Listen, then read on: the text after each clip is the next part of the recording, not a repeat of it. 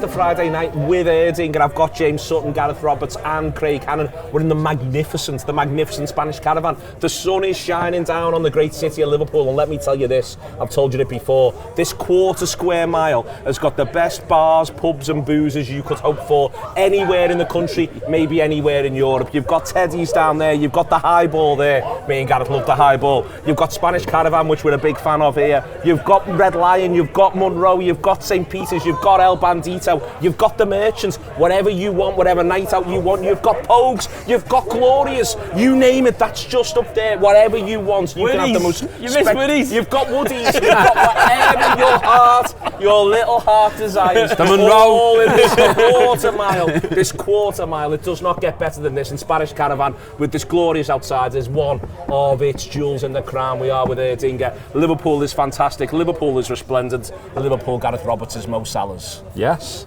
Well, I mean, I think we all felt this was going to happen, didn't we? We all felt that, it would get done one way or another. But, when he starts doing the interviews and he never does interviews and he does 3 in succession, you're like, this is not how it's meant to go. So yeah, Glorious, brilliant that it's being done. I do wonder about the timing because, before it happened, I was like, West Ham on a Sunday, 2 p.m. kick-off, the worst possible time for a game of football, for having any kind of atmosphere. This ensures there will be an atmosphere. This ensures we're all lifted. We all know now that an absolute superstar is staying at Liverpool. Roger Hunt, if he was still with us, would be shaking in his boots about losing his record because that's next in line. Do you think Rushie's sleeping soundly though? Well, it's 103 goals to get to Rushie, isn't it? So I think in 2 years that's a big ask, but who knows? I mean, imagine there's some sort of moment where Rushie one day has to go, hang on. Oh, to yell. If he gets close, then like we're having the same discussions about that over the past 6 months. We are for another year of Mo Salah, and then Mo Salah's going, well, I'm going to get it. So, that feels like a win-win, that one. Harry Kane's shitting his pants, though. The Premier League record. Yeah. So, because Shearer's 260. He's not getting close to Shearer. But no, he's not getting close. Not in 2 years, but he can do Harry Kane, though. But what when he's scored loads of goals in the next 2 years, and then we're going, have another one. Then I will happily eat humble pie. I'm going to remind you of this. Yeah, man. The issue you've got is that Harry Kane is just playing at any club that'll have him in the Premier League at that point. Anywhere that he can go and get a game. He might even play for Manchester United.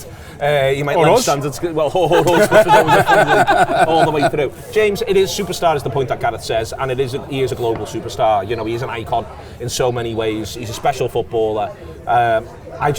In a really basic way, I've also thought it was on the cards like Gareth. I'm just looking forward to getting to watch him at Anfield. Yeah. It's literally a guaranteed 38 more games in the league of watching him at Anfield, and that for me is step one of, I'm made up about that. It's massive for us as supporters. It's massive, that we get to go and see him every week. One of the best footballers in the world right now, certainly top 3, has been for years, and the numbers back it up. And then from a sort of club perspective as well, in a sort of cynical kind of marketing way, it's brilliant for the club. I saw the show you did earlier where you both did actually, where you were talking about the red and the green and the gold of Mo Salah, that image that's sort of synonymous with him and his signing. That's it for me from a club point of view. But also I'm delighted for Arne Slot as well. That he gets to not build a team around Mo Salah, but certainly frame the attacking side of it around a player of that calibre. Because people talk about legacy. This isn't really about legacy because he's still really ambitious. And this is what that says to me, is that the club are still really ambitious. Has anyone read Cy Hughes' piece in The Athletic? Yeah, really. So Cy Hughes' piece, Gareth, I think what's interesting in it is that idea that Salah quite enjoys being the overdog. He quite enjoys the idea of, we want to win the trophies. Yeah, we should be doing this. And I think that's what this is. I think this is, for me, more than anything, Salah could go somewhere else and get more money. It's made clear within that piece. And we all know what that would mean and what that would entail. A form of semi-retirement. I think as far as he's concerned, I think he's staying because he wants the trophies and he thinks he gets them here. Absolutely that. We know all along that he's been driven by records, being driven by being the best, being driven by lifting the biggest trophies. And I think, I thought, we all theorised why was it that he hadn't signed, didn't we? And part of it was you wondered, with all 3 of them, to be honest, are they having a look at the manager? Are they having a look at the direction of travel? Are they wondering where Liverpool are going? Is it about ambition, all of that? an incised piece of hints at he likes the manager. He likes how the manager talks. He likes the fact that he's got an open relationship with him, can go to him about anything. And so even though the manager in his press conference plays down the fact that, you know, Mo signing is nothing really to do with him, and it's money and it's them fellas above him, of course it is. Yeah. Do you know what I mean? And that to me is really heartening, because, you know, when he came in, we all thought, well, how'd you follow that fella? You know, how'd you follow Jurgen Klopp? Because he's the closest thing we've had to Shanks really in our lifetime. And to have such a significant player as Mo Salah saying, nah, this fella's the business, and I could have gone elsewhere, but I'm staying because I'm convinced. Brilliant. I feel like that was one of the manager's biggest challenges last summer. Was you walk into somewhere, he talked about the PSG game as being the highest calibre game that he'd potentially managed in. Well, when you walk in as a new manager and you've got all of these footballers who have played in these big games, been part of these big moments, and have etched themselves in the fabric of a football club, and then they've got this new fella who isn't Jurgen. You know, that's a really, really difficult challenge, but it's one he's navigated really, really well. Like, I've loved his confidence from the beginning. You know, we've spoken loads about the fact that from the moment he's come in, he said he was going to win, or he's talked about winning and the idea of winning, rather than any sort of talk around transition, you know, 5-year projects, plans and all of that. It's been like, no, I'm here to win, and he's about to win the biggest one. And Mo Salah's been a massive part of that. And so, you know, why wouldn't you want this to continue? One of the things I've thought about a lot with Mo Salah recently is actually, a lot of people talk about him and his age, but they talk about it in a negative way rather than looking at all the things that someone of his age brings. And particularly whenever it's someone that's that age that's delivering at, you know, almost as good as his first season at Liverpool. And his first season at Liverpool is untouchable, it feels like, but he's not that far off it. And so when you've got someone like that, but then you've got all the experience of the 7-8 years that Mo Salah's had at Liverpool, there's value in that. There's value in that in the dressing room. There's value in that in terms of whenever he's mentoring players like Harvey Elliott or whoever else in the dressing room, but also in moments where when the chips are down, you need to look at the boys that have been there and done it to help steer you through. Salah's one of them. There is, I think, the gauntlet that the manager's thrown down to, I think, all the senior players from the minute he's got in through the door. I think his attitude's been, I want to win. We can win. This is about winning. But I think he's also said to them, all right, you think you're good? Show me how good you are. And I think that, you know, that to me, it does speak volumes for the manager. Gareth's right, Craig's right. The manager's looked these lads in the eye and they've all bought in. They've all gone, all right, yeah, you're putting the bar there, so we're going to clear it. And to me, that is testament to the manager. Yeah, massively. And that's what Salah kind of embodies as well. Craig's absolutely right. You know, season after season after season, that level of professionalism, delivering week after week.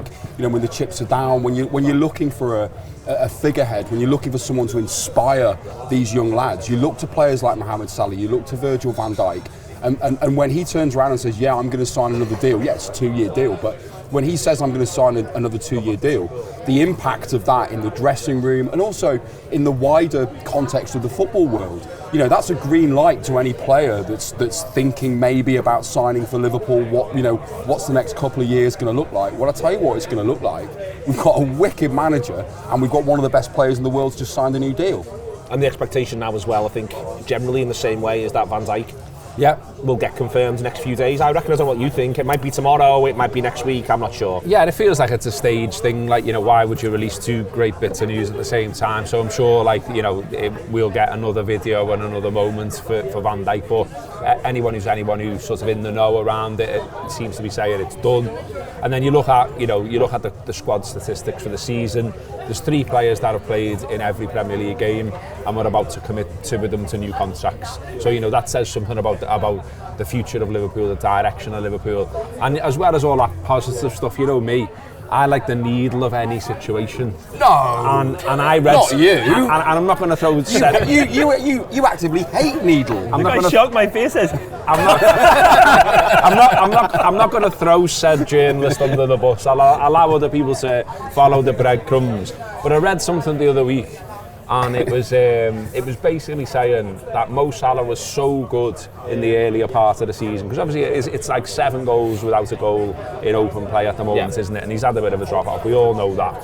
But earlier in the season, he was unbelievable. And basically this stuff from this particular journalist, who I know doesn't like Liverpool and doesn't like a successful Liverpool, he was saying they were so reliant on him there, and they're essentially going to win the league because of him. And I wonder what happens if he goes and all this.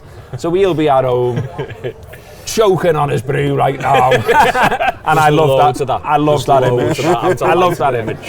I'm delighted with all that. I'm with that 100% as well. It's the opposite. Yeah, it's the opposition fan thing of like they slag Trent off for years, and it's like, yeah, but what are you going to do without him next year? And it's like, I think we'll be fine. You can't have it both ways. Yeah, exactly. He's either shit or we're going to miss it. But also, like with Salah, like I know a lot of the talk was around the drop off and his age, and you know the data that Michael Edwards and co might have on him and stuff like that. But like, if he by the end of the season, if he dropped off 50%, he'd still score about 20 goals, which would still be more than any of the rest of our forwards. And I don't think he will drop off like that. By the way, look at him, Jesus Christ! And top scorer as well, quite possibly this season. And that's I think the idea of.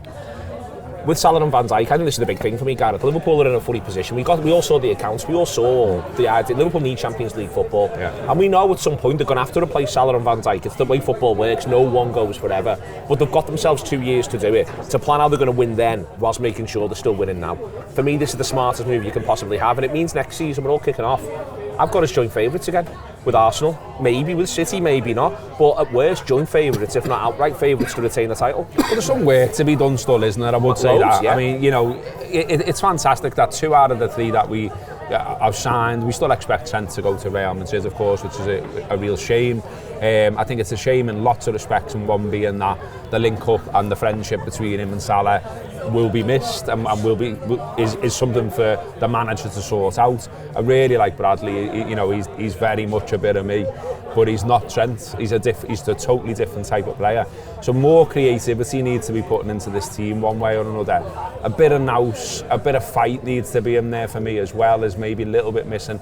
And look, all of this sounds picky when we're going to win the league, but I feel it's a side that can be improved on, and I feel like we still need to do significant business this summer. There's lots of question marks over lots of players, and unfortunately now, even with these signed, we're now going to get another raft of this, aren't we? Is Kanate signing? Is Diaz signing? What, you know, etc. There's question marks everywhere, and I'm sure you're doing a million and one shows about it, but I just think this is a good start, though. Yeah. Do you know, because if you're going out now or beyond as Richard Hughes or any of the people that work around them and trying to convince players that Liverpool are going somewhere. It's consistency. But it's ambition as well, though, isn't it? It's like, you know, why have these lads stayed? This isn't a one-off. We're not planning on a one-off. You know, certain journalists might say everything's fell in a certain way, and that's why Liverpool have won the league this season. I agree with that to a small extent, but we've still gone out and done it. So racked up the points. Yeah, racked up the points, exactly. But we can be. This isn't one of the greatest Liverpool sides ever. No. And I don't think there's anything wrong with saying that. This is very much a side and a squad that can be improved upon. I think we've got a great manager to do that. Have we got the people to now go and persuade the right people to come and join this club? Well, them two sign and out. Yeah, I think that's a big point. I think that it shows that this isn't a project.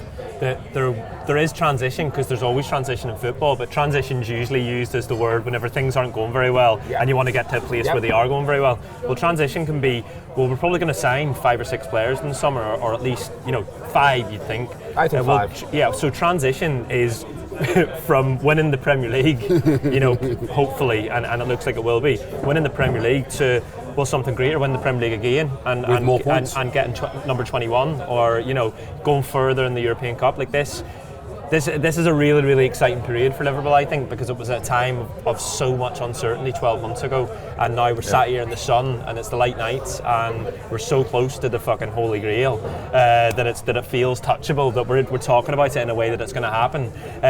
We signed the two best players in our team up, and we've got loads of work to do. Isn't that exciting? Yeah. You can improve, they absolutely can. What can't improve is Spanish Caravan and the Erdinger. Almost impossible to get any better. We'll be back in a second or two. And Erdinger, please.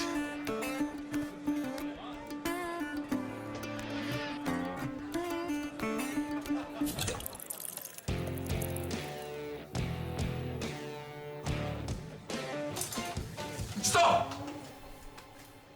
Don't forget the best bit.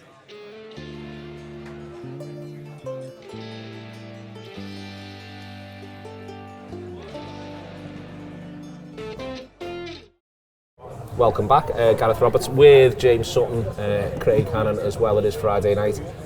It's a good Friday, James. It's actually Good Friday next Friday. It's a Good Friday this Friday because of everything that's gone on. For next Friday. I've got early. You can't use that next week. It's a pretty good Friday, this one, as far as the next one. I know, I've thrown it away, unfortunately. It's too prominent in my mind. They've got to win on Sunday. I mean, I want to, let's just sort of get that out there. They're a funny side, West Ham. They look like they were having some fun. They won at Arsenal. That was huge. We all remember that, but they won against Leicester since, and then they're not 1-4. They've gone back to looking a little bit sad, a little bit miserable with it all. But he's a manager, and there are a set of players I think who do like to piss off the big dogs, and I think they'll have a plan for Sunday, is what I'm saying. I think we need to be at it early. Yeah, I don't expect anything outrageous from them. I think you know kind of what you're going to get from them. They'll be quite resolute, they'll be quite compact, they'll aim to frustrate us at every opportunity. They've been poor. They're in that weird place. I think they're 16th. Yeah. They're in a weird place. They're not going to get relegated. I think that's probably fair.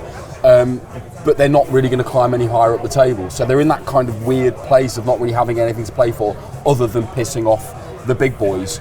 And we are the big boys right now. So they're going to make it really, really hard. It's going to be quite miserable, I would have thought.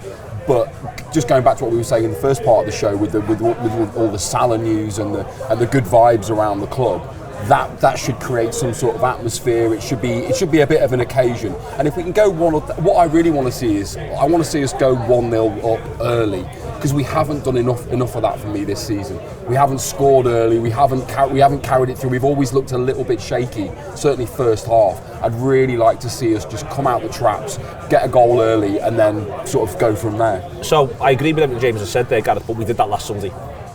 We were 1-0 up on 15 minutes, and I would say the 30 minutes that followed is probably the most annoying Liverpool have been all season. I even include Forest in that.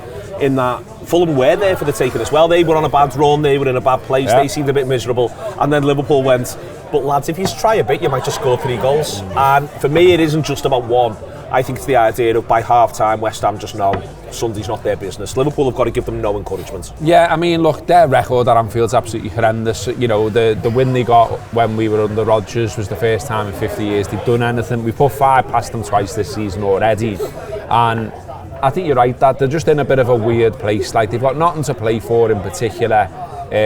We should be much more motivated to put things right after the recent performances, after the fact that Mo's signed up, after the fact that we only need 11 points to wrap this thing up. Obviously Arsenal play before us again as well.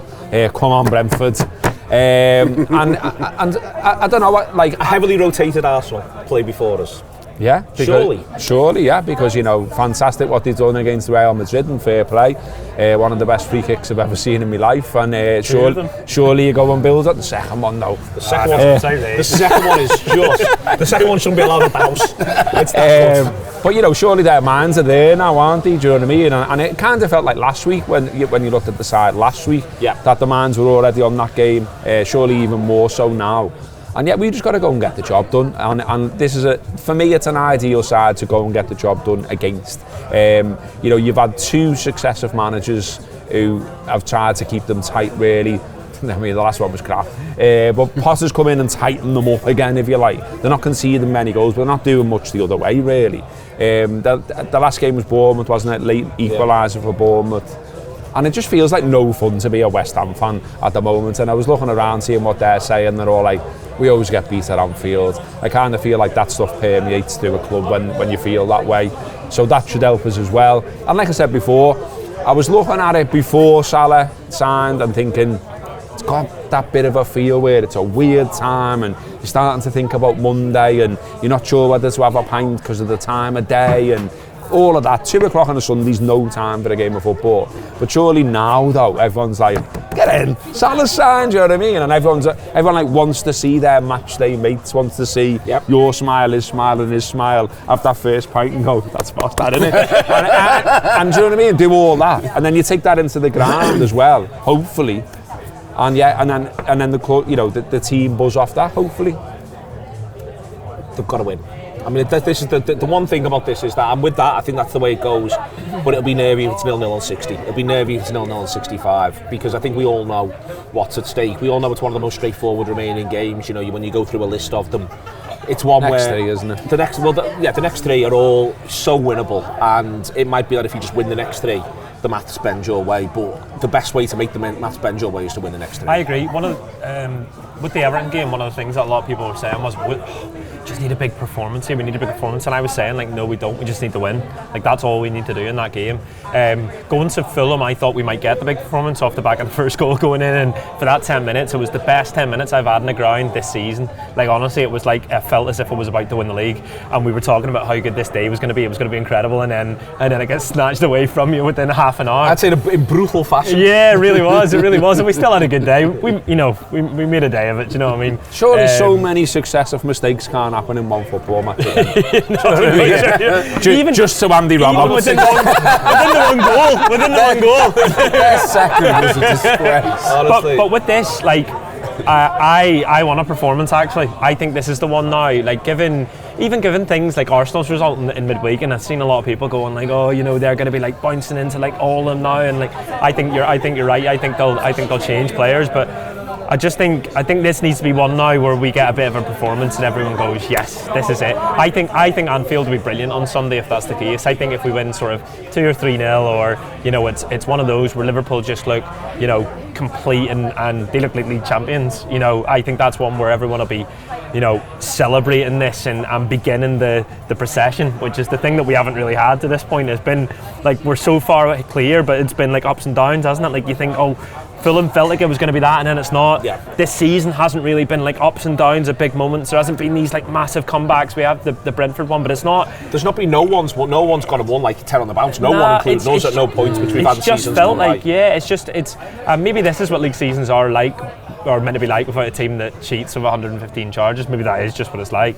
But I'd love Sunday to be a big performance. I'd love Salah to take his top off, having scored the third, because that'll be the one that when he does that, that's the one.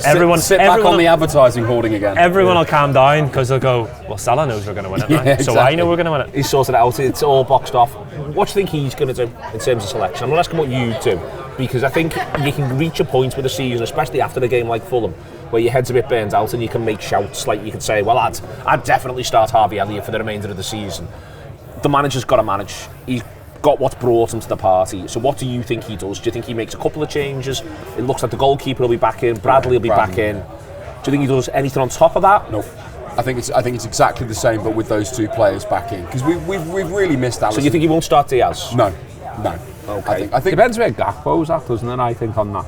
If Gakpo's fitness as well, like his sort of match fitness. We don't get to see him. He's over an injury, but he's if Gakpo's, you get a sort of tune out of him. He likes him. Yeah, exactly. Mo likes him. I like him. Yeah, I like him. There's loads of people here. Arda, what are you doing? I'm into it. What do you reckon? I feel the same. I think we can all be capable of, especially off the back of a result like that. You can do a big sort of, I'd drop 8 of them at this sort of point. I think it'll be 2 changes. There might be a third, and then I think that Diaz might start for either Jota or for Gakpo. I think for Jota, yeah. And then I don't think there'll be anything else. No, not really. Like I say, I think for me it all hinges on where Gakpo's at, because we've seen him sort of crowbarred into certain minutes where he hasn't looked ready. We know he's had the injury. What's he been like this week? We don't know. The manager does, and the team behind the manager will know whether he's fit to start. If he is, I think you then move Diaz back to playing up front, and you drop Jota, because for me he hasn't looked at it at all. I know he scored a fantastic rewind Jota goal against Everton, but for me in recent times that's been a rare sight from him. He's looked a bit of a shadow of himself recently. I think I'd start Diaz Szoboszlai or Jota Jones. That'd be my one little thing. Is I feel as though I don't think Szoboszlai's race is run. I just think Jones is interesting. I thought that Jones was excellent against Fulham when he went into midfield. I thought he really made a difference. And I just sort of wondered, because they're going to sit deep, so the idea of Szoboszlai to harass the life out of them and to make it hard and to do that sort of line breaking run, I don't know if it'll quite. Jones's cleverness with Jota's cleverness might. I think he'll start. By the way, I think he'll start Diaz Szoboszlai. I want to be clear. I think it'll be Gakpo, Diaz, Salah. I think he'll start Szoboszlai then in behind. I wouldn't start Jones if you're starting Diaz. Does this sort of make sense? What I'm saying? I mean, I love the bones of Jones, but I didn't think how that would sound whenever I said I lied. Nice. The bones of Jones, nice. Yeah, but I think he does Szoboszlai, and I think he does Jota. I mean, I feel so sorry. I feel so sorry for Harvey Elliott because I don't think he'll ever get in this Liverpool team. Like, because I thought he was so effective, but he's so effective coming off the bench. I thought so he was much energy. Yeah. I think he just really ignites us. Like, he really sort of gives us that energy. He's into pre-season again. I think he's just got to almost go back. But he got a brilliant pre-season last year. But I was looking at him going. He got the injury though. I think there's like I think this is hard. Because I think the manager. If you're a football manager, the one who's just come in and you've got, right, this is what I'm doing this season, and then Elliott gets injured, and then you start, and then suddenly you look around, and it's November. Yeah, but and there has been opportunities with Elliott where he's been brilliant, and then you don't see him the next game, and so like if I was a manager who really sort of cared about him in the long term and thought actually he's a big part of my plans, I'd be giving him an opportunity, the first possible opportunity. I think he sees it as a bit of a cold and hard and ruthless. But also he's going, well, what's brought me to the party? Yeah, he's going, and I've got a hierarchy. Like in the same way, everyone's saying, okay, you should get more of a chance.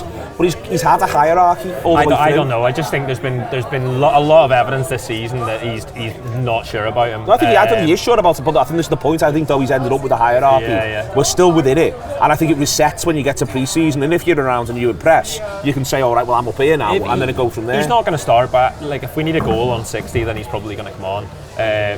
I agree on Bradley. I think now he just gets to the end of the season, hopefully, if he's able to stay fit. I think it's interesting on the Trent thing because I have this thing with Bradley where I think if Bradley plays next season and he's our number one right back and he plays the season pretty much injury free, I think you'll see almost as many assists as what Trent does. They'll just not look like Trent's assists. No, if that makes sense. So I think like as a footballer, you see him come on against Fulham and that's like makes a things most recent happen, but he hasn't example. got the passing. Exactly. But it's driving forward. It's making ambition, those. It's the inside runs that he makes. Like you'll watch him and they go beyond the striker sometimes. One of them's going to come off, but I think you see the assist at the weekend. I think just before he got injured, the Villa game, he comes on, he plays the ball to Szoboszlai, he plays the ball famously to Nunes, who misses. You know, there's like he's going to make things happen. They'll just look completely different to Trent. So I want to see him towards the end of the season. I think they'll need that. Liverpool will need that as evidence as to whether he can play a prolonged period of time. And I think it just stays pretty much the same as the lad said there. But I'm quite excited about some of the options coming off the bench. Like I say, I'm excited about Elliott. I really hope we see a bit more of Chiesa because I think he just looks busy and he looks like a player who, you know, as I said about Elliott, he doesn't look as if he fancies him too much, but like he scores in the cup final. You know, I just think with the pair of them, there's certain, what's a nice way to say it? Like there's certain physical things that they both do that aren't in the manager's thinking. Do you know what I mean? Yeah, I know that's what you mean. The nicest way I can say it. Then why we sign like not be very tall or run that fast. Yeah. The manager would like it if they could be certainly one of them taller and B, both a bit faster. Yes, that's fair. Yeah, you can't argue with the. But Elliott sets one up in the final. Chiesa scores it, and then Elliott hits the bar the other day. Like it's not like you can see how they can impact the team.